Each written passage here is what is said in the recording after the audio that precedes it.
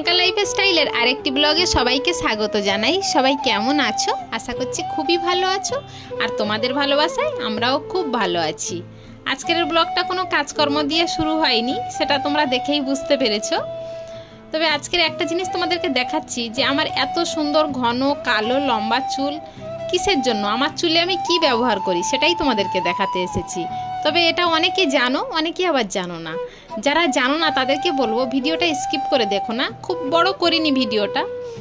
তো যাই হোক, দেখো হাতের ধারে এই জিনিসগুলো আমাদের সবসময়ই কিন্তু থাকে। এই যে পেঁয়াজ, অ্যালোভেরা, আমলকি, নিম পাতা, কারি পাতা, জবা ফুলের পাতা, এগুলো আমাদের হাতের ধারে থাকে সবসময়, তাই কিনা বলো? এবারে এইগুলো দিয়ে যদি আমি একটা ভালো তেল বানিয়ে নিই, তাহলে বাজার থেকে কেমিক্যাল দ্বারা জিনিস কিনে কেন ব্যবহার করব বলো? আর এই দিয়েছি মেথি তো আমাদের মাথা ঠান্ডা করে, এমন তো খারাপ কিছু নয় এগুলো। আর হ্যাঁ, যে তেলটা দেবো সেটা কিন্তু পিওর নারকেল তেল দিতে হবে। সেটা তুমি শালিমার নারকেল তেল ব্যবহার করো, আর কেউ অন্য কোম্পানির ব্যবহার করো, যে কোম্পানির পছন্দ করো সে সেই কোম্পানির দিও। কিন্তু আমি দিয়েছি আমার খাঁটি নারকেল থেকে যে তেলটা বাড়িতে বের করেছিল মা, সেটাই দিয়েছি আমি। দিয়ে দেখো ভালো করে জ্বালিয়ে ছেঁকে রেখেছিলাম, ঠান্ডা হয়ে যাওয়ার পরে একটা বোতলে ঢেলে নিয়েছিলাম।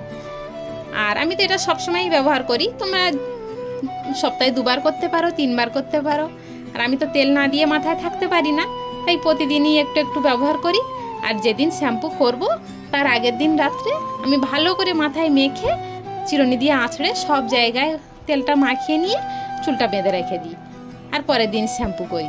জানো তো এই তেলটা এত কার্যকারী, সে আর তোমাদের কি বলবো, তোমরা না করে ব্যবহার না করলে তোমরা বুঝতে পারবে না। আর আমার মতো চুল যারা ভালোবাসো তাদের জন্য তো এটা একান্ত দরকারি।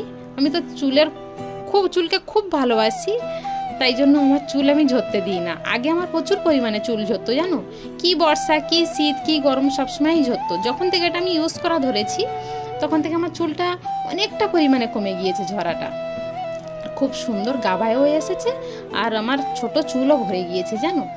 তবে আমার মতো যারা এরকম ভুক্তভোগী তারা এটা ব্যবহার করে দেখতে পারো। চলো ভিডিওটা তাহলে এখানেই শেষ করছি।